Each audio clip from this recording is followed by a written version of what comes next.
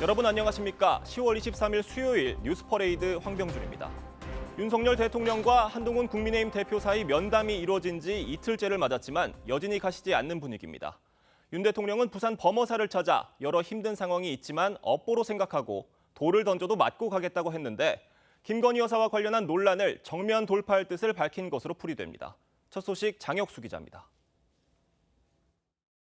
재보궐선거에서 국민의힘이 승리한 부산의 범어사를 찾은 윤석열 대통령.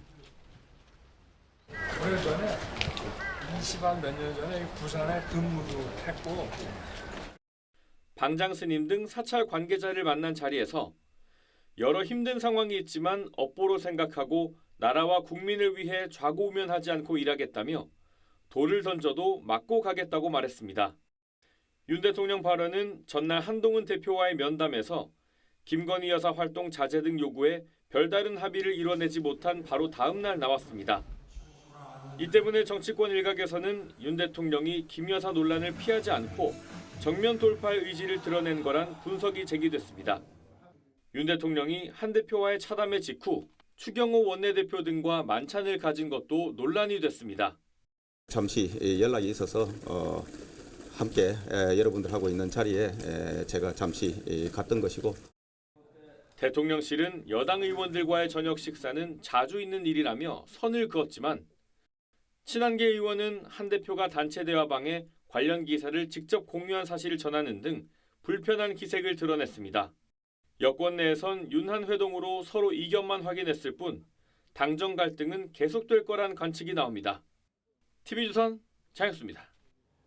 한동훈 국민의힘 대표는 윤석열 대통령 면담 이후 본격 당권 강화에 나서는 모양새입니다.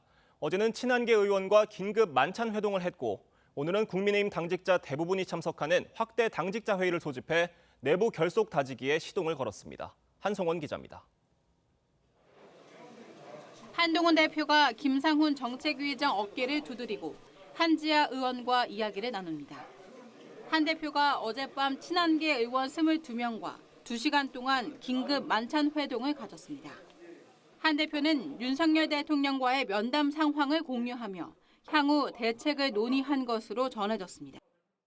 만났을 때 가지고 상황들을 조금 심각하게 검증하려고. 걱정스러운 부분들 그걸 앞으로 어떻게 해나갈지는 이제 점점 더 논의해보자. 친한계 의원들은 한 대표 홀대 논란과 관련 불만을 드러낸 것으로 알려졌습니다. 일부 의원들 사이에서 김 여사 특검법 관련 이탈표 우려가 나오는 것에 대해 만찬 자리에선 아직 시기가 아니다라며 선을 그은 것으로 전해졌습니다. 한 대표는 대통령과의 면담 이후 21시간 만에 민심을 따르겠다고 첫 입장을 밝혔습니다. 오직 국민만 보고 민심을 따라서 피하지 않고 문제를 해결하겠습니다. 앞으로도 김건희 여사 관련 요구를 굽히지 않겠다는 뜻으로 풀이됩니다. 한 대표는 오늘 오전엔 당대표 취임 후 처음으로 확대 당직자 회의도 주재합니다. 한 대표가 임명한 친한계 당직자를 포함해 국민의힘 당직자들이 대거 참석할 예정입니다. TV조선 한송원입니다. 어제 국회 법사위 국감장에서는 재판을 받고 있는 이재명 대표의 상황을 두고 여야의 공방이 벌어졌습니다. 야당은 이 대표 재판이 열리는 지방법원 법원장들을 강하게 압박했고 여당은 재판 개입이라고 비판했는데 결국 서울고등법원장이 한탄하는 상황까지 벌어졌습니다. 정준영 기자의 보도입니다. 이재명 대표가 대장동 재판을 받기 위해 서초동 서울중앙지법에 출석합니다. 오늘 재판 중인 법원 국감 앞두고 출석하셨는데 한 말씀 부탁드립니다. 검찰총장이 수사지. 같은 시각 여의도 국회에서 민주당은 이 대표의 대북송금 사건 재배당 요청이 거부된 걸 놓고 수원지방법원장을 압박했습니다. 이미 예단을 가지고 있기 때문에 그 재판을 맡는 것이 적절하지 않다. 그 말씀을 드리는 겁니다. 공범에 대해서 재판을 했다는 이유로 특정 재판부를 배당에서 제외하면 오히려 배당의 공정성에 대한 오해를. 여당은 재판 개입이라고 비판했습니다. 법원장님의 입장에서는 이것이 재판의 소추에 관여할 목적이라고 느껴지십니까? 안 느껴지십니까? 이 대표 지지자들이 대북송금 사건 재판장 탄핵을 추진하는 것에 대한 법원장의 탄식도 나왔습니다. 자꾸 이런저런 압력으로 비춰질 수 있는 그런 행동을 해주시면 복권을 할 생각을 누가 하겠습니까? 여당은 다음 달 이 대표 1심 선고를 생중계하자며 사법 리스크를 부각했습니다. TV조선 정준영입니다.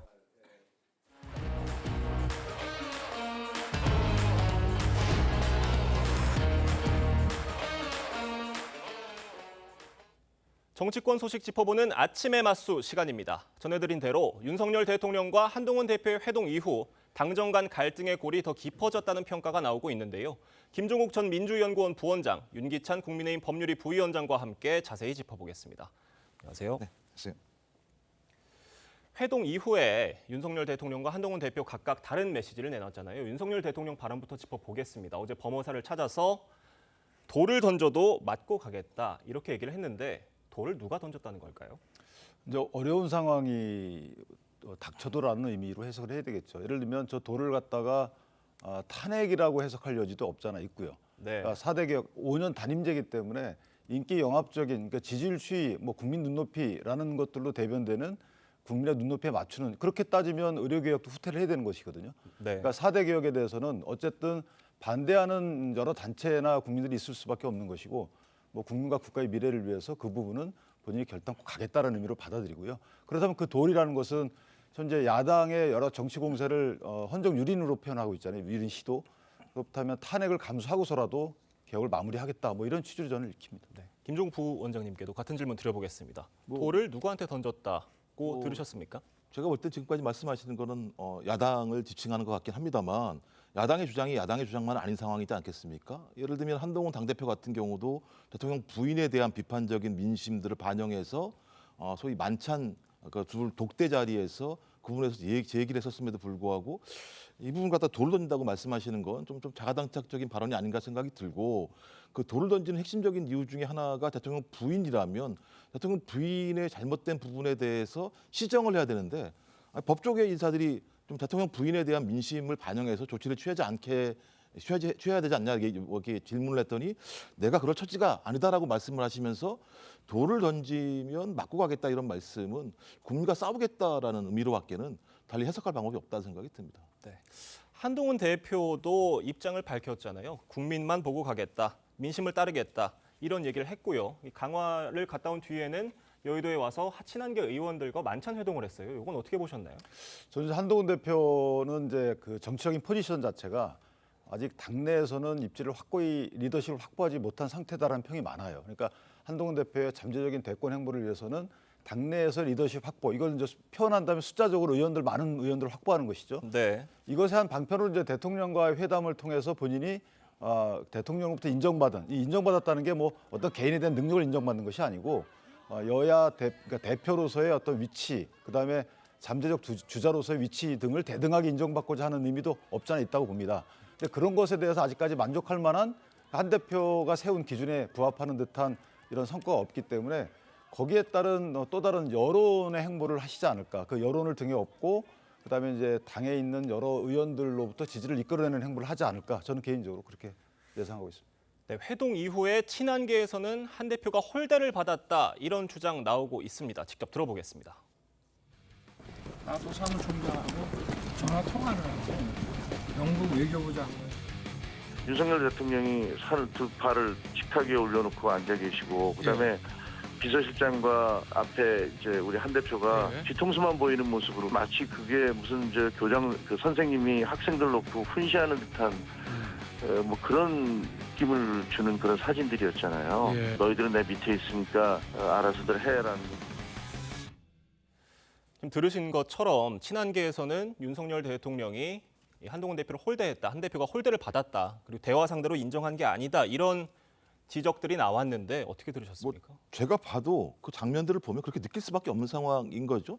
대체적으로 요구하지 않다고 하더라도 과거 전례를 보면 좀 원탁 같은 공간에서 얘기하거나 어떤 둘만의 대화들이 존재했었는데 딱 보면 대통령 앞에 계시고 비서실장과 당대표가 있기 때문에 대통령 아래 비서실장 급이야 이렇게 얘기를 하는 느낌이 드는 거 하나 하고 또 하나는 계속 독대를 요구했음에도 불구하고 차담 형태로 진행을 했는데 차담이 끝난 이후에 추경호 원내대표와 만찬을 했단 말이에요. 네. 근데 이게 공개가 된 상황이라면 당대표보다도 더 격이 높은 만찬을 원내대표랑 했다고 친다면 소위 국민의힘뿐만 아니라 소위 친한계 같은 경우도 의도적으로 이런 분들 연출한 거 아닌가. 그렇다면 아예 애초부터 차담을 할 때에는 한동훈 당대표의 어떤 요구도 수용하지 않겠다라고 하는 측면들을 강조하는 것. 그러니까 전 이런 정도의 상황이라면 대통령이 한동훈 대표를 대표로서 인정하지 않는 것이 아닌가라고 하는 측면이 꽤 있기 때문에 네. 좀 앞으로 어떤 대화가 나올지 모르겠습니다만 대통령이 한동훈 대표의 일정한 요구들을 부분적으로 수용하지 않는다면 네. 전 둘 간의 갈등들은 전면적으로 치달을 수밖에 없다라는 생각이 들고 그렇다면 국민의힘 지지층이 이걸 용인할 수 있을까요? 국민이 소위 집권 여당과 정부에 대해서 지지할 수 있을까요? 왜 저렇게 막다른 길로 가시려고 하는지 저는 이해가 좀 안 됩니다. 근데 저는 저 부분을 보고 저기 이제 민주당에서 원래 저렇게 평가를 해야 되는 것 같아요. 민주당에서 보면 한동훈 대표가 잠재적인 대권주자잖아요. 그러면은 원래는 본인이 대권 의식이 있는 분들은 대통령과 만나고 나오면 성과 있었다고 자화자찬하는 게 원래 그런 거 아닌가요? 네. 근데 유독 이번만큼은 한동훈 대표와 가까운 분들이 이거 홀대 받았다라고 주장하는데 원래는 민주당에서 한동훈 대표는 홀대 받았어. 이 말은 뭐냐면 홀대한 대통령이 나쁘다는 의미가 아니고 나쁘고 좋고는 의미가 없어요, 정치에서. 한동훈 대표의 위상을 갖다 민주당에서 깎아내리기 위해서 보통은 대통령으로부터 대우받지 못하는 당대표 이렇게 주장하는 게 원래 상례인데 이거는 당내에서 그런 주장을 한단 말이죠. 그럼 저는 저것은 자승자박이 돼요. 그러니까 국민들이 볼 때는 한동훈 대표를 홀대하는 윤 대통령은 나쁜 사람 이거는 변론으로 하고 한동훈 대표의 위상이라는 게 이 정도뿐이 안 되는구나. 이거를 왜 스스로들 말하는지 그건 좀 이해가 안 되는 부분이에요. 친한계에서 좀 목소리를 자중해야 될 필요성이 있다 이렇게 저는 개인적으로 저 부분이 한동훈 대표로서는 섭섭할 수 있어요. 일단 본인 감정이라는 거 있기 때문에. 근데 저게 정당한지 여부는 제가 여기서 논의하지 않겠습니다만은 저렇게 만약에 느꼈다 하더라도 저 부분을 측근분들이 얘기하게 되면 한동훈 대표 위상이 낮아지는 꼴이기 때문에 왜 저걸 하는지 저는 그걸 이해 못하겠다는 거예요. 제가 볼 때 그거 뭐 집안 싸움 문제니까 제가 뭐라고 할 얘기는 아닙니다만 예. 대통령이 말씀하신 게 그런 거 아니겠습니까? 왜 내가 얘기하는데 당에서 안 싸워줘? 이렇게 말씀하시는 내용. 이건 이제 대통령실이 브리핑한 내용입니다. 그다음에 인적 쇄신은 내가 해야 할 일인데 왜 당대표가 이런 얘기를 하고 있어? 라고 얘기를 했었고 여사도 많이 힘들어해. 네. 그러니까 네가 이해해줘야 되는 거 아니야? 죄송합니다. 네가 아니라 당대표가 이해해줘야 되는 거 아니야? 네. 이런 상황이고 거기다가 만약에 문제가 있다면 소상히 적어와. 전 이런 내용들을 대통령실이 공개 브리핑한다는 건 전 상상을 초월하는 문제거든요. 적어도 대통령과 대통령실이라면 집권 여당의 당대표의 발언에 대해서는 존중할 필요가 있습니다. 저렇게 브리핑을 하게 되면 어떤 지지층들이 당대표를 존중할 수 있겠습니까? 전 그래서 대통령실이든 아니면 말씀하신 친한계이든 이번 사태와 관련해서 봉합을 통해서 새로운 어떤 전환점을 마련하기보다는 오히려 갈등을 증폭시키려고 하는 의도가 강한 것 같다. 왜 그럴까? 저는 오히려 더 의심스러워요. 의문스러워요. 그 말씀 중에 이제 기승전만 말씀하셨기 때문에 결을 간단히 말씀드리면 예. 그 과정을 설명하면서 결국은 대통령의 그 인식을 나타냈어요. 예를 들면 김 여사 활동 자제 중에 있는데 더 필요하면 더 자제하겠다 이렇게 얘기했고요. 인사 문제도 구체적으로 예를 들면 그 국면전환용 인사를 얘기하신 게 아니잖아요. 지금 한동훈 대표께서 문제 있는 분들을 인사 조치해야 된다라는 취지의 얘기를 하셨단 말이에요. 예. 그럼 그 문제가 뭔지 갖고 오면 하겠다. 그 일부 인사 같은 경우는 저는 그만둔 걸로 알고 있단 말이죠. 그러니까 그러면 이럼에도 불구하고 만약에 더 여기 불만이 있다 그러면 한동훈 대표가 인사권자가 아니시잖아요. 그러니까 인사에 대해서 조언을 드리는 거고 그 조언에 대한 대통령의 반응은 시간을 두고 나올 수도 있는 거기 때문에 지금의 그거에 대해서 판단하는 것은 좀 이르다 이런 생각을 합니다. 민주당 얘기도 한번 여쭤보겠습니다. 네. 특검법 수용 관련해서 계속 한동훈 대표에게 요구를 하고 있는 상황인데 한동훈 대표랑 이재명 대표가 조만간 만나기로 했잖아요. 회담에서 특검법 얘기 당연히 논의가 되겠죠. 당연한 거죠. 민주당은 일관되게 두 개의 특검을 얘기하고 있지 않습니까? 그 최혜병 특검과 김건희 특검 예. 이 두 개의 진실을 밝혀야 되는데 지금 검찰의 수사 내용들을 보면 전혀 진실을 밝힐 수 없는 상황이다. 뭐 명품백부터 시작을 해서 소위 이번에 도이치모터스 주가 조작 사건까지도 다 무혐의 종결 처리를 한 상황이기 때문에 진실을 밝힐 수 있는 방법 자체들은 특검밖에 없다라고 얘기를 했었고 한동훈 당대표 같은 경우도 최혜병 특검 같은 경우는 제3자 추천 특검을 하자고 본인이 얘기를 했었고 이번 대통령과의 차담 과정에서도 본인이 얘기한 게 의혹이 되고 있는 것을 해명하기 위한 절차 협조달라고 얘기했으니 전 두 개 다 어떤 형태로든지 국민이 납득할 만한 대책이 필요하다고 요구했기 때문에 전 그 두 대표가 만난다면 이 부분에 대해서 대통령은 말씀하지 못하시니 두 당 대표라도 국민에게 납득할 만한 대안을 제시하는 게 상식적이라고 생각합니다. 네, 다음 이야기도 짧게 짚어보겠습니다. 공천 개입 의혹 핵심 인물로 지목되는 명태균 씨, 김건희 여사 주고받은 문자 메시지 내용 또 공개를 했습니다. 이게 강혜경 씨 주장에 반박하는 취지로 내놓은 건데 이게 또 다른 논란을 낳고 있는 것 같아요. 어떻게 보셨습니까? 글쎄 저는 어쨌든 그 명태균 씨가 본인에 대한 세간의 평을 저 문자에서 읽히는 것은 아마 김건희 여사한테 자랑하려고 했던 것 같아요. 내가 이렇게 평가받고 있습니다. 여사님하고 관계에 대해서. 예. 그러면서 이제 그 문자 메시지의 내용이 허황되다라는 취지의 그 행간도 깔려 있잖아요. 저걸 통해서 또 다른 논란이 있다라는 것은 저는 이해가 안 되는 부분이고 강혜경 씨가 했던 말들이 대부분 명태균 씨의 말 등을 전한 거잖아요. 그렇기 때문에 그 전한 강혜경 씨의 말이 터무니없다라는 것을 반증하는 정도의 자료로 의미가 있다 이렇게 판단합니다. 네, 지금 나가고 있는 저 문자 메시지 내용인데 어떻게 보셨습니까? 일단 저 지란 씨의 내용을 보게 되면 기본적으로 이건 강혜경 씨 얘기 이전에 나왔다는 걸 확인할 수 있지 않습니까? 2023년도 얘기니까 저런 얘기들이 세간에 흘러다녔다. 근데 그 내용을 보면 이해할 수 없는 내용들이 꽤 많이 있는 거죠. 명태균 씨랑 대통령 부인이 왜 국사를 논하겠습니까? 본인 사실이 아니라고 얘기합니다만 2023년도 여의도에 있는 어떤 지라시로 돌았다라고 하는 건 바등글 형식에 대한 말씀이시죠. 쭉 있었다라고 하는 측면이기 때문에 저는 저걸 지금 대통령 부인이 보냈다는 거 아닙니까? 이런 내용들이 지금 진행되고 있다라고 하는 걸 좀 그렇다면 이걸 보낸 이유가 뭘까라는 고민이 있는 거죠. 예를 들면 이런 소문을 명태균 씨가 내는 거 아니냐라고 하는 경고용인 건지 아니면 이런 내용들이 돌아다니고 있으니까 우리들이 좀 잘 아는 사이지만 조심하자라는 내용인지 이걸 제가 알 수 없는 것이고 어떤 형태로든지 저런 얘기가 돌아다니면 그런 부분들을 정확하게 단절을 시켜야 되는 측면이 있었는데 그 단절이 제대로 되지 않았기 때문에 지금까지 이런 사태가 오지 않았나 느낌이 들기 때문에 매우 부적절한 좀 카톡이고 저걸 또 공개한 명태균 씨를 보면 매우 정치적인 노림수를 가지고 있다는 생각이 들기 때문에 제가 볼 때는 매우 우리 정치에 안 좋은 지금 상황들을 만들고 있다고 생각합니다. 근데 저거는 경고잖아요. 누가 보더라도 메시지 보내서 반응을 보면 이런 터무니없는 게 다니고 있다라는 것을 보냈더니 반응이 나오잖아요. 그러니까 일단 그 사실관계도 아니라는 것이 반증이 되는 거고 두 번째는 이거 더 조심하겠다라는 취지의 경고에 대한 반응이기 때문에 저걸 갖고 저런 내용들이 실제 진행이 됐다 이렇게 보는 것은 좀 아니지 않나 싶은데요. 지금 저 문자 메시지 외에도 명태균 리스트를 놓고도 파장 이어지고 있습니다. 그 명태균 리스트를 보면 여야 정치인 27명이 포함이 돼 있는데 야당 3명, 여당 24명 정도로 알려지고 있어요. 그래서 여당 내에서 이제 의원님들께서 페이스북에 올려주시는 글들을 보면 다소 당혹해하는 기색인 것 같아요. 어떻게 보셨습니까? 그러니까 당혹해하는 의미는 이제 명태균 씨와 연관됐다는 것 자체만 갖고도 당혹스럽죠. 사실 여론의 시선을 받을 수 있기 때문에. 그런데 여론조사 기관에 영업을 했던 것으로 보이기도 해요. 명태균 씨가. 그렇다면 여론조사를 의뢰하거나 이거 비공식이든 공식이든 그 여론조사 의뢰한 당사자일 수 있고 또는 밑에 이제 보좌관들이 의뢰할 수 있는 거기 때문에 그것만 갖고 저게 문제가 있다고 보는 것은 어렵고요.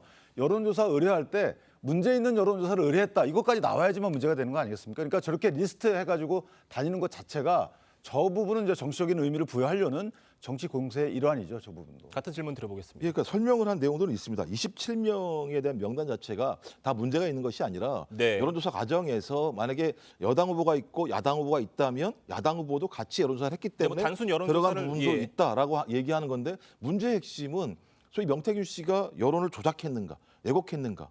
이건 매우 중대한 문제인 것이고요.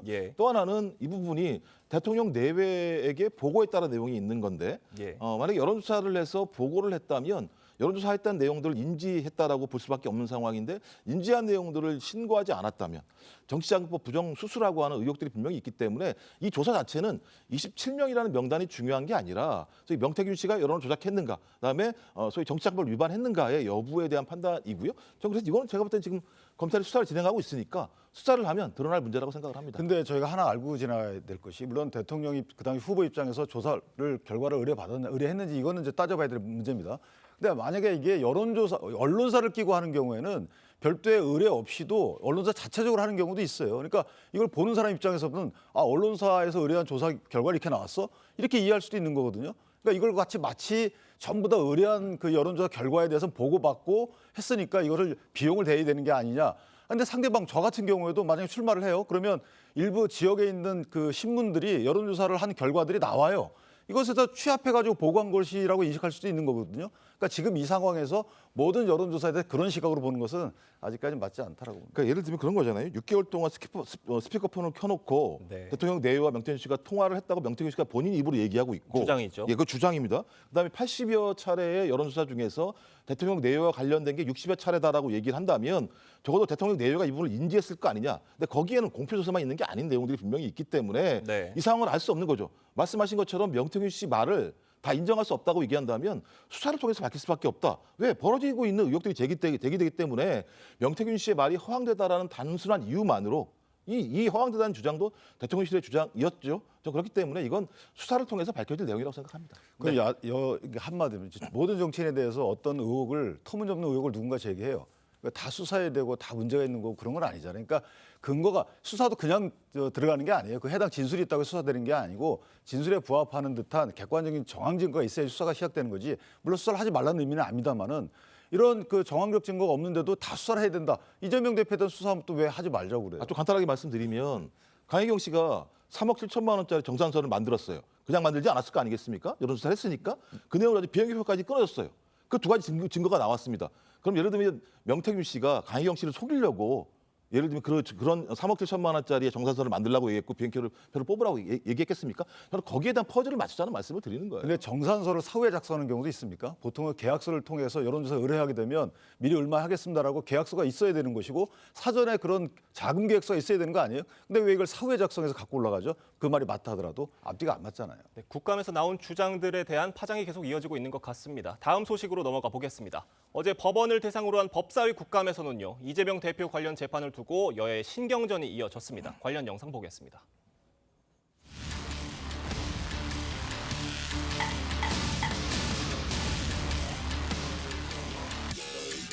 이미 해당 사건에 대해서 유죄 판정을 내린 이 판결을 내린 재판부가 자기 재판을 뒤집어야 되는 판단을 할 수 있겠습니까? 대장동, 위례신도시 이런 사건의 재판의 경우에도 상당 기간 지연되고 있고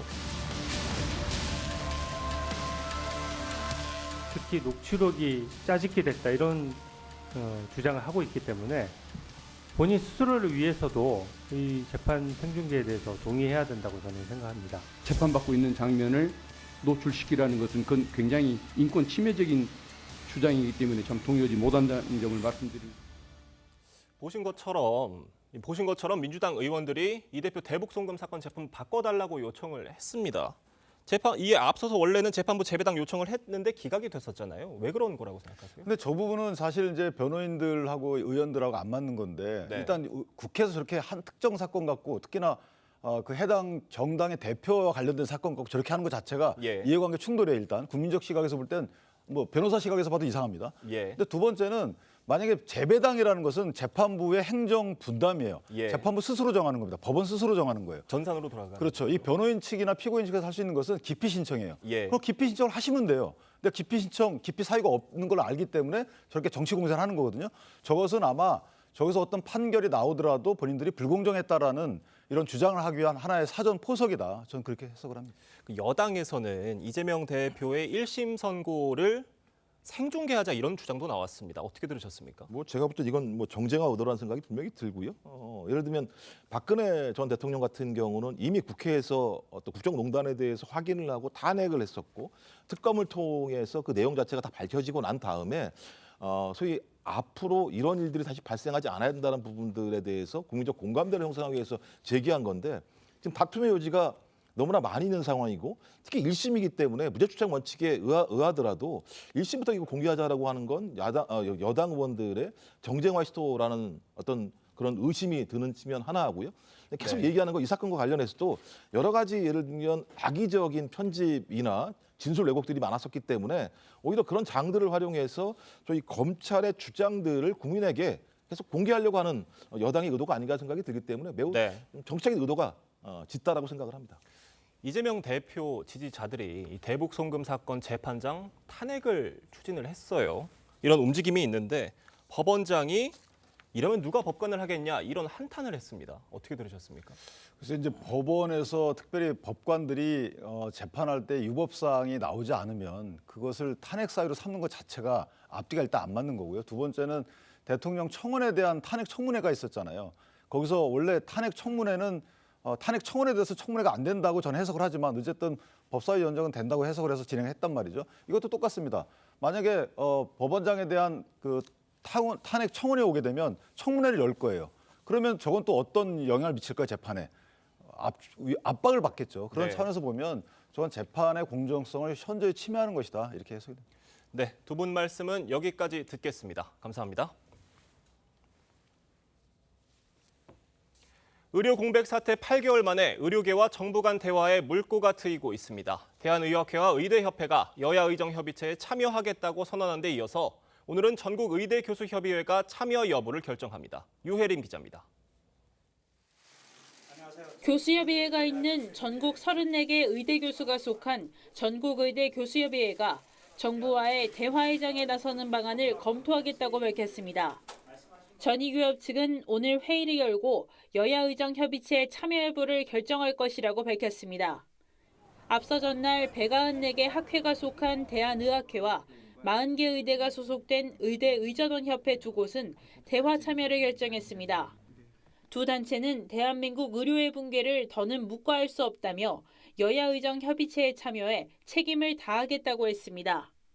절박한 심정으로 참여한 거예요. 이게 누군가가 해결은 해야 되는데 다들 평행선만 가고 있어서 이대로는 안 되겠다 싶어서. 대통령실 고위 관계자는 환영 의사를 밝히며 향후 대화에 적극 임하겠다고 밝혔습니다. 하지만 여전히 넘어야 할 산은 존재합니다. 참여를 밝힌 두 단체는 조건 없는 휴학계 승인을 조건으로 내걸었지만 교육부는 내년 1학기 복귀를 조건으로 동맹 휴학이 아니라는 걸 확인한 뒤 휴학계를 승인한다는 입장입니다. 협의체 불참을 선언한 의사협회와 전공의 의대생 대표들도 부정적인 반응이어서 실제 대화가 이뤄지기까진 진통이 예상됩니다. TV조선 유혜림입니다. 네, 주로 외국인들이 이용하는 유흥주점에서 마약을 판 일당이 적발됐습니다. 이들은 CCTV로 주변을 살피고 도주로까지 확보하는 등의 치밀함을 보이며 마약 파티도 열었는데요. 이들이 판매한 것은 기존 마약에 동물용 마취제 성분을 합친 신종 마약이었습니다. 이성진 기자의 보도입니다. 해경대원들이 한 유흥주점으로 들어가더니 손님과 접객원들이 노래를 부르고 있는 방에 문을 엽니다. 야, 들어! 우리 지금 압수영장을 집행하러 왔는데 나 지금 협조를 해주셔야 돼요. 잠시 뒤 여성 업주를 체포합니다. 마약류 관리법 위반 혐의로 체포영장에서 체포합니다.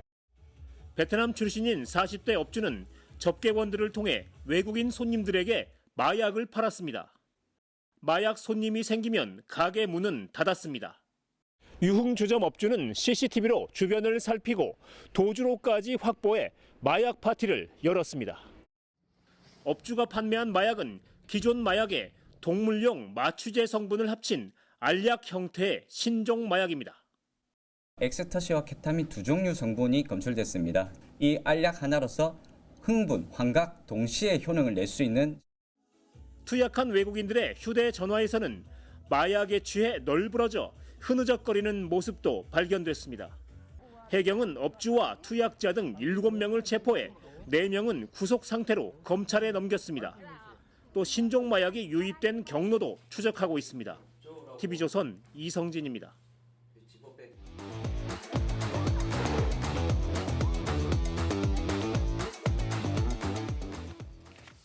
네, 사건 사고 짚어봅니다.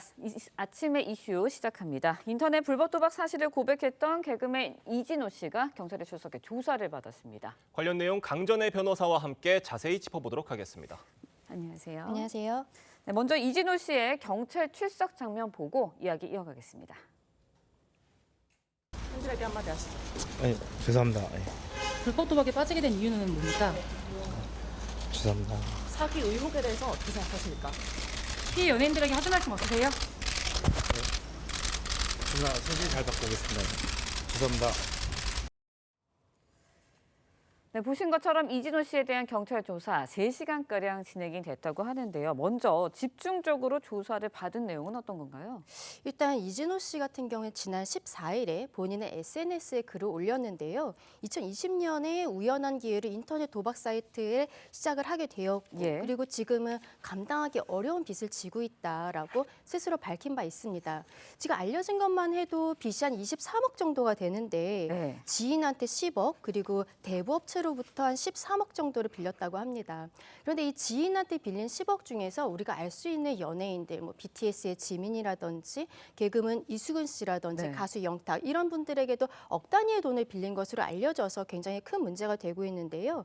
일단 이 사건 같은 경우에는 국민신문고를 통해서 사건이 접수가 되었고 그리고 현재 내사 상태로 진정으로 이게 처리가 되거든요. 조사를 받게 되었습니다. 어제는 사실관계에 대해서 집중적으로 조사를 한 것으로 알려지고 있습니다.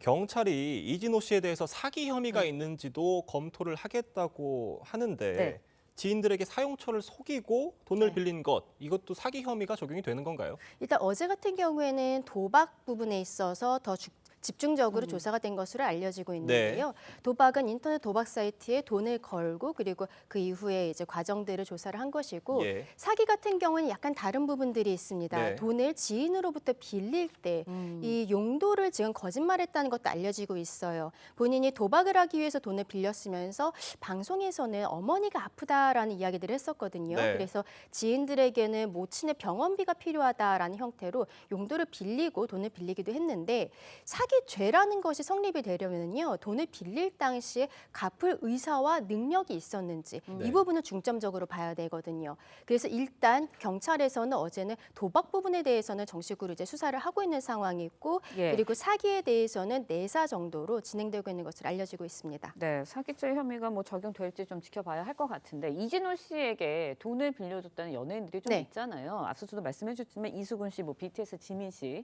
참고인 신분으로 경찰에 출석할 가능성 어느 정도로 보세요? 꽤 가능성이 높다라고 생각을 합니다. 왜냐하면 이 사기 부분에 있어서 말씀드린 것처럼 중요한 것은 돈을 빌릴 당시에 갚을 의사와 능력이 있는지 부분이거든요. 그렇다면 이것은 일반 국민이 국민신문고를 통해서 접수를 한 것이기 때문에 이런 연예인들 그리고 지인들에게 어떠한 이야기를 하면서 돈을 빌렸고 그리고 돈을 어떻게 갚았는지 이런 것들은 구체적으로 알기는 어려운 부분들이 있어요. 그리고 또 그 이진호 씨가 밝히기로는 또 일부는 변제했다라고 이야기를 하고 있고요. 본인이 지금 앞으로 죽을 때까지 평생 모든 빚을 다 갚겠다라고 이야기를 하고 있습니다. 이것이 바로 사기죄와 관련이 있기 때문인 것이에요. 이게 변제와 의사와 능력이 있다는 것을 정확히 밝혀야만 사기죄는 무죄가 나올 수 있는 부분이거든요. 그래서 그렇다면은 연예인들로부터 돈을 빌리고 뭐 이자를 지급을 어떻게 했는지 그리고 만약에 일부 변제가 있다면 어떤 형태로 있었고 또 어떻게 돈을 빌렸는지 이런 사실관계에 대해서 정확히 확인을 하기 위해서는 돈을 빌려준 지인들에 대한 조사도 있을 가능성이 있다라고 보입니다. 다음 이야기도 해보겠습니다. 이른바 임신 36주차 낙태 사건과 관련해서 경찰이 당시 수술을 해준 병원 집도의와 병원장에 대해서 구속영장 신청했습니다. 영장실질심사가 오늘이라고요? 예, 맞습니다. 오늘 오전 10시 반에 서울중앙지방법원에서 영장실질심사가 있는데요.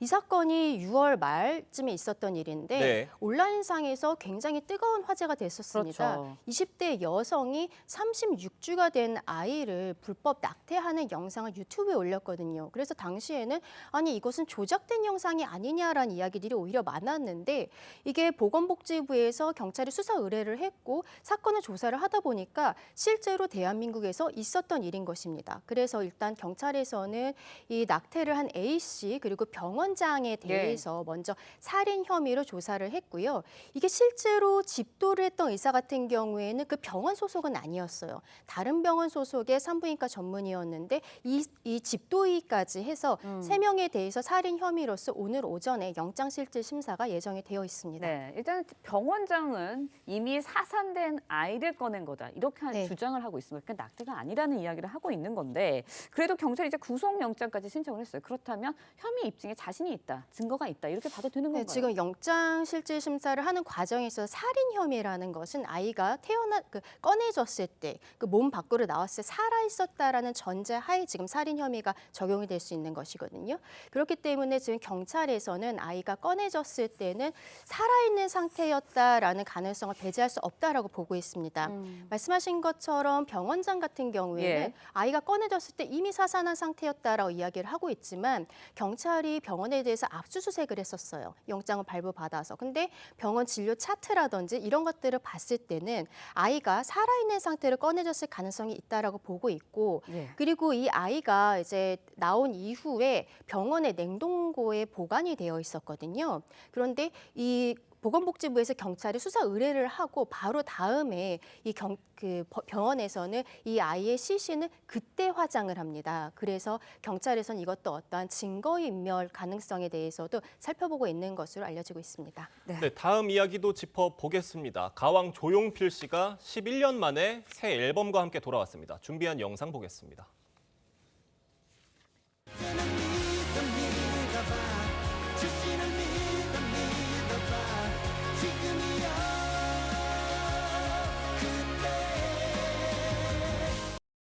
이렇게 또 뵙게 되니 좀 쑥스럽기도 하고 또 영광스럽기도 합니다.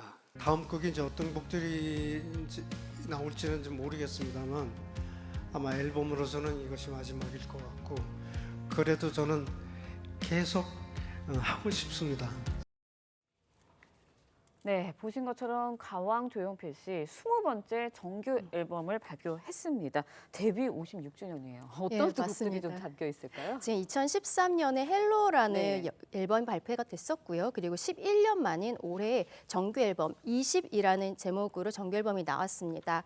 이 타이틀곡은 그래도 돼라는 노래고요. 이 노래를 네. 포함해서 7곡이 수록되어 있는데요. 이 그래도 돼 같은 경우는 이 시대를 살아가는 모든 이들에게 건네는 따뜻한 위로의 가사를 담고 있다라고 밝히고 있습니다. 조용필님은 옛날 노래를 들어보면 우리 마음을 북돋아주고 희망을 준 음악들이 있지 않았냐. 본인도 그런 음악을 해야겠다라고 말을 했는데요. 지금 조금 아까 영상 보신 것처럼 어제 기자간담회에서는 타이틀곡의 뮤직비디오 상영을 하고 이후에 조용필님께서 등장을 했습니다. 그래서 70이 넘어서 신곡 발표를 하는 것이 어렵지만 열심히 했다라고 밝혔고요. 또 이 앨범 같은 경우에는 굉장히 또 새로운 시도들이 눈에 띄고 있는데요. 애절한 발라드곡뿐만이 아니라 어떤 청량하고 신나는 곡, 강력한 그 일렉트로닉 사운드들이 들어간 곡 이런 것들이 포함이 되어 있어서 70이 넘었지만 새로운 시도를 하고 있는 가왕의 모습에 모두들이 정말 감동하고 놀라워하고 있는 상황입니다. 네. 어제 기자간담회에서 조용필 씨가요. 마지막이 될 수도 있는 앨범이다 이렇게 얘기를 했는데 무슨 의미인가요? 일단 신곡을 한두 곡 정도 낼 수는 있지만 이렇게 앨범 자체를 만드는 것은 이번도 11년 만에 있었던 앨범이잖아요. 네. 앨범을 내는 것은 힘들 것 같다라는 형태로 이야기를 했습니다. 네. 그래서 마지막 앨범일 수 있다라고 이야기는 하고 있는데 그래도 신곡에 대해서는 계속적으로 좀 열정을 가지고 있는 것으로 보이고요. 이번 새로운 앨범이 나와서 다음 달부터는 신곡 발매를 한 콘서트도 예정되어 있습니다. 네, 알겠습니다. 강전의 변호사와 함께 여기까지 듣겠습니다. 오늘 말씀 고맙습니다. 감사합니다.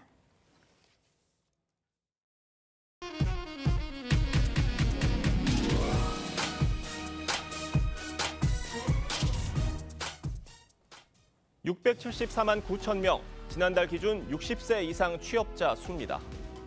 처음으로 50대 취업자 수를 넘어서면서 전 연령대에서 1위를 차지했습니다.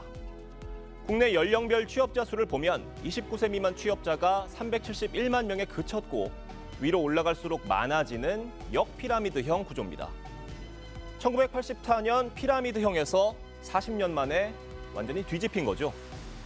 고령자들이 자녀에게 부담을 주지 않고 스스로 노후를 책임진다는 인식과 부족한 연금에 대한 불안감이 퍼져서 일자리를 찾는 이가 늘어났기 때문이라는 분석입니다. 실버 세대가 이제 취업 시장의 핵심 축이 된 셈입니다. 60세 이상 근로자는 실질적으로 보건복지업이나 지금 제조업 등에서 증가폭이 좀 크게 나타났는데요. 보건복지업 같은 경우에는 60세 이상 고령자 여성분들이 굉장히 크게 늘어나고 있는 취업뿐 아니라 창업 바람도 거셉니다. 7월 전체 창업은 9만 5천 개로 1.5% 증가했는데 이 가운데 60세 이상 창업이 14%를 넘었습니다. 고령 취업자가 늘면서 양질의 일자리 공급이 숙제가 되고 있습니다. 지난해 65세 이상 고령층 가운데 고졸 이상 학력은 40%에 육박하는 등 이 정년이 지난 고숙련자들의 경륜과 전문성을 활용해야 한다는 지적이 나옵니다. 해법으로 정부가 노인 일자리에 쓸 예산을 기업 고용 촉진에 투자하는 방안 등이 거론됩니다. 고령화와 저출산이 초래한 역피라미드형 인구 구조가 앞으로 우리 삶에 어떤 영향을 주게 될지 황병준의 앵커 리포트였습니다.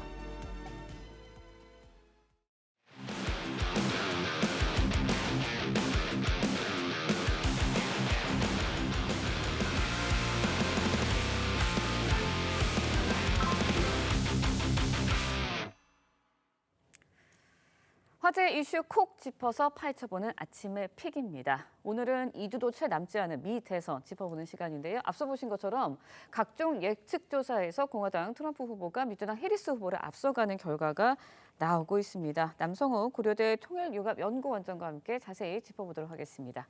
안녕하세요. 안녕하십니까. 네, 그동안 이제 8월 초까지만 해도 많은 여론조사에서 해리스 후보가 앞서는 조사 결과가 나왔었거든요. 그런데 이제 어제, 그러니까 21일자로 예측 조사 결과에서 트럼프 후보가 당선 확률이 높은 54%를 기록하는 그런 조사 결과가 나왔어요. 승기를 뭐 잡았다, 추월을 했다 이렇게 봐도 되는 건가요?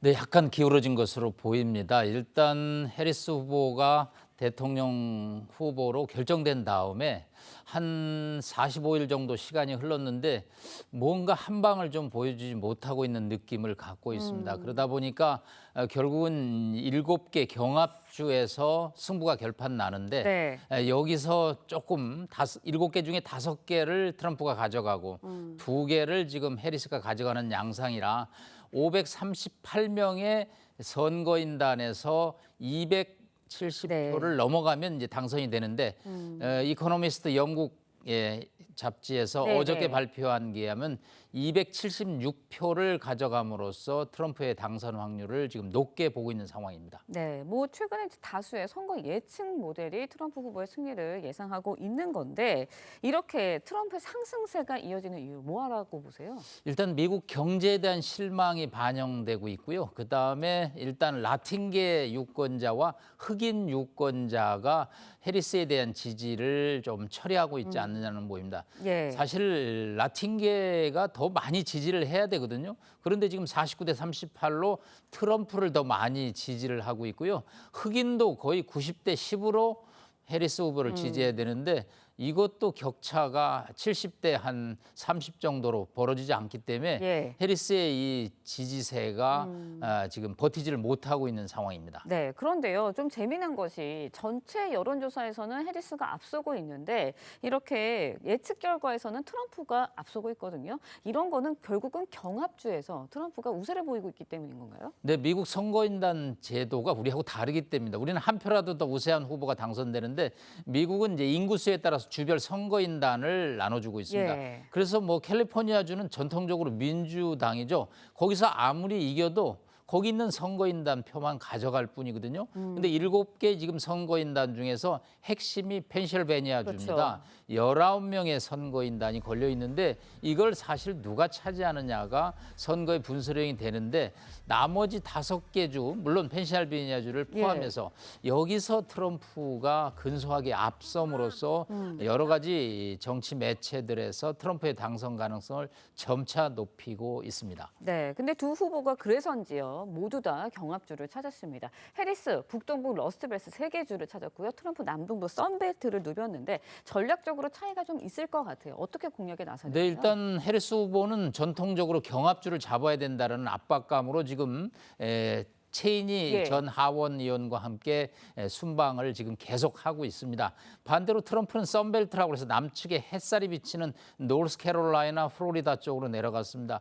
거기서 뭘 하냐면 태풍 피해, 헬렌의 피해 현장을 보면서 그걸 방송을 타게 합니다. 그래서 지금 바이든 행정부가 복구를 안 하고 있다. 그 예산을 이민자 보호하는 데 쓰고 있다. 불법 이민 받아들이는 데 쓰고 있다. 이것을 전국적으로 파급 효과를 넣음으로써 바이든 행정부의 무능 또 자신의 유능 그것을 이제 극대화시키는 일종의 대비 효과를 트럼프가 기도하고 있습니다. 네, 한 가지 또 눈에 띄는 점이 저 미국에서도 사전 투표가 진행되고 있잖아요. 근데 사전 투표장에 공화당 후보 지지자들이 많이 적극적으로 참여를 하고 있다고 하는데 이것도 변수로 좀 작용을 할까요? 근데 사실은 2020년 선거에서는 사전 투표율이 민주당이 압도적으로 높았습니다. 그렇죠. 당시 트럼프는 사전 투표하지 말라고 할 그렇죠, 정도였거든요. 그렇죠. 그런데 이제는 오히려 공화당 쪽에서도 사전 투표를 독려하고 있습니다. 1,700만 명의 사전 투표가 이루어진 것은 초유의 사태고요. 이것은 결국은 더 이상 샤이 트럼프는 없다. 그럼으로써 트럼프 쪽에 근소하게 유리하게 작용할 것으로 판단이 됩니다. 네, 남은 기간 동안 미국 대선과 관련해서 막판 변수들도 있을 것 같습니다. 어떤 것들이 좀 있을까요? 네, 11월 5일 날 이제 투표가 나와서 개표가 이루어지는데 가장 지금 걱정스러운 시나리오 중에 하나는 트럼프가 개표가 완료되기 전에 승리를 선언하는 이 절차입니다. 이것은 극도의 혼란을 가져올 수 있고요. 만약 투표가 결과가 바뀌어져도 본인이 승복하지 않음으로써 미국 대선 이 개표 결과가 상당한 혼선에 빠질 가능성이 지금 우려되고 있습니다. 네, 알겠습니다. 미 대선 다음 달 5일에 열립니다. 새로운 역사를 쓰게 될지 아니면 재선이 또 가능하게 될지 좀 지켜봐야 할 것 같습니다. 남성욱 원장님과 함께 이야기 나눠봤습니다. 오늘 말씀 고맙습니다. 감사합니다. 네, 북한군이 러시아 파병을 위해 6천 명씩 2개 여단 병력을 훈련 중이라고 젤렌스키 우크라이나 대통령이 주장했습니다. 북한이 러시아를 지원하는 이유는 돈이라며 빈곤 때문에 주민을 최전선으로 보낸다고 강하게 비판했습니다. 변재영 기자의 보도입니다.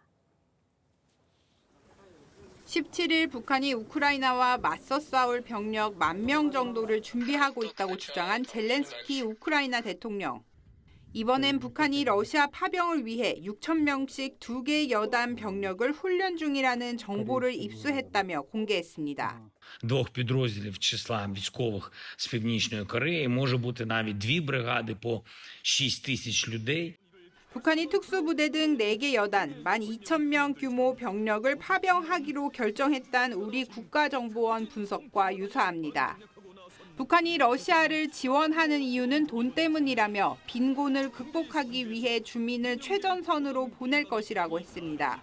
І зрозуміло, що в Пхеньяні, так само як і в Москві, не рахують людей, не цінують людське життя.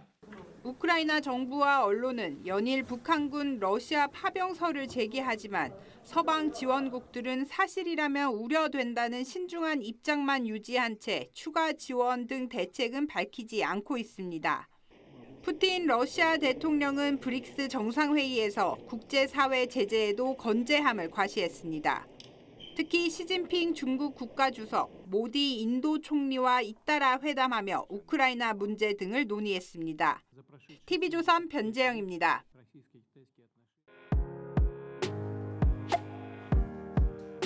네, 렌즈에 담긴 그 순간 그 의미를 짚어보는 시간이죠. 사진 기자가 선택한 아침 한 장입니다. 오늘은 조선일보 사진부 박상훈 기자와 함께합니다. 안녕하세요. 오늘 아침에 본 사진 어떤 건가요? 네, 한 수목원을 찾은 가족이 핑크뮬리를 배경으로 사진을 찍고 있습니다. 최근 가을 여행을 인증하는 소셜미디어를 보면 예전과 색감이 많이 달라졌는데요. 핑크색 갈대로 유명한 핑크뮬리부터 서양 억새로 불리는 팜파스그라스까지 외국에서 들여온 다양한 품종의 식물이 우리의 가을 풍경을 다양하게 변화시키고 있습니다. 아름다운 색깔로 인생사진 명소로 자리 잡고 있습니다. 네, 보기에는 예쁜데요. 생태계 위험성이 좀 제기가 되고 있다고요? 네. 환경부는 핑크뮬리를 생태계 위해성 2급 생물로 지정했습니다. 2급은 심각한 위해성은 없지만 확산 정도나 그 영향을 지속적으로 관찰할 필요가 있는데요. 번식력과 생존력이 강해 주변 토종 식물들에 악영향을 끼칠 수 있습니다. 환경부는 지자체들에 이런 식물에 대한 식재 자제 권고를 내리고 있지만 강제로 막을 수 있는 법적 근거는 없습니다. 핑크뮬리의 경우 추위에 약해 인위적인 도움 없이 겨울을 나기 힘들어서 아직까지는 통제가 가능한데요. 지구온난화로 앞으로 우리의 기후가 아열대성으로 바뀌면 기존 생태계를 위협할 수 있기 때문에 꾸준한 관리 관찰이 필요합니다. 자연 생태계는 한번 파괴되면 복구하는 데 엄청난 노력과 비용이 들죠. 다양한 식물 종이 건강하게 공존할 수 있는 대책이 필요해 보입니다. 지금까지 아침의 한장이었습니다. 오늘 오전까지 비가 조금 더 이어지겠습니다. 앞으로 강원 내륙에 5에서 20mm, 수도권 등 그 밖의 지역에서는 5mm 안팎의 비가 예상됩니다. 오늘 바람이 강하게 불겠는데요. 현재 서해안과 동해안, 제주에는 강풍주의보가 발효됐습니다. 특히 영동과 경북 동해안에는 순간풍속 초속 25에서 30m의 강풍이 불겠습니다. 오늘 한낮 기온은 어제와 비슷하겠는데요. 서울과 춘천이 16도, 대전 18도, 대구는 19도 예상됩니다. 내일 아침에는 기온이 7도까지 뚝 떨어지며 올가을 들어 가장 쌀쌀하겠고요. 이후 낮에는 기온이 오르며 평년 기온을 회복하겠습니다. 오늘은 가을의 마지막 절기 상강입니다. 말 그대로 서리가 내린다는 뜻인데요. 이 시기에는 쾌청한 날씨가 이어지지만 일교차가 커 밤에는 기온이 매우 낮아집니다. 상강 무렵에는 단풍이 절정에 이르고 국화가 활짝 피어나는데요. 국화를 이용해 국화전, 국화주, 국화차를 즐겨 먹는 풍습이 있었다고 합니다. 상강이 지나면 곧 겨울이 찾아올 텐데요. 얼마 남지 않은 짧은 가을 소중한 분들과 행복한 추억 만들어 보시기 바랍니다. 오늘의 날씨 이나일입니다. 이상으로 수요일 뉴스 퍼레이드 마칩니다. 네, 저희는 내일 아침 7시 30분에 다시 찾아뵙겠습니다. 시청해주신 여러분 고맙습니다.